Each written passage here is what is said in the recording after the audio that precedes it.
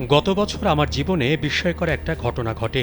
জানুয়ারির শেষ দিকে আমার উপন্যাস আমি আবু বকর প্রকাশিত হয়। এরপর শুধু ১ মাসে এটি ১০ বার মুদ্রিত হয়। এই উপন্যাসটা অনেক সাহস করে লিখেছিলাম। জামাত শিবির রাজাকার ট্যাগ দিয়ে যে ভয়াবহ নির্যাতন করা হয় বিশ্ববিদ্যালয়গুলোতে, তা নিয়ে লেখা।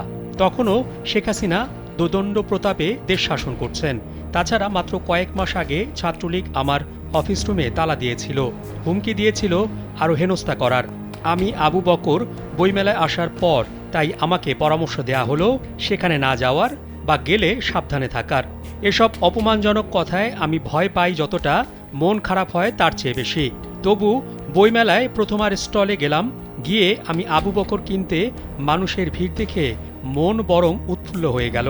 বইমেলা শেষ হওয়ার পর ভাবলাম, এত পাঠক বইটা কিনলো, রকমারির পেজ, ফেসবুক আর ফোনে ফোনে এত প্রশংসা পেলাম, সামনের উপন্যাসটা আরও ভালো লিখতে হবে। সেপিয়ান ভালোবাসা নামে উপন্যাসের একটা খসড়া ঈদ সংখ্যায় ছাপা হয়েছিল।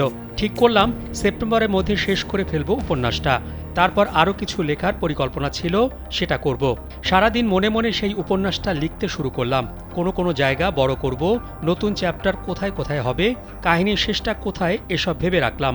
এরপর জুলাই এলো, প্রবল উত্তাল জুলাই। কোথা থেকে উড়ে আর ভেসে আমি কোথায় চলে গেলাম, আমার লেখার কিবোর্ড কোথায় তলিয়ে গেল, কোথায় হারালো মগ্নতার সময় উপদেষ্টা জীবনে। আমার ঘুম হারাম হলো, মন বিমর্ষ হলো, মানুষের প্রতি বিশ্বাস কিছুটা হলেও চির ধরল। এসব অবশ্য নতুন কিছু না। আমার অনেক প্রিয় লেখক সত্তাটা আবারও অবরুদ্ধ হলো। প্রথম আলোতে প্রকাশিত কলাম নিয়ে আগে বই করেছি, ভালো সাড়া পেয়েছি পাঠকের। এসব মনে করে সর্বশেষ কলামগুলো নিয়ে ক্লান্ত মনে অবশেষে একটা বই করলাম। এই বইটার শুধু ভূমিকার 2টা পৃষ্ঠা নতুন করে লেখা। সংকলনের বাকি সব কাজ করে দিয়েছেন মশিউল আলম ভাই। বই বের হলো প্রথমা থেকেই।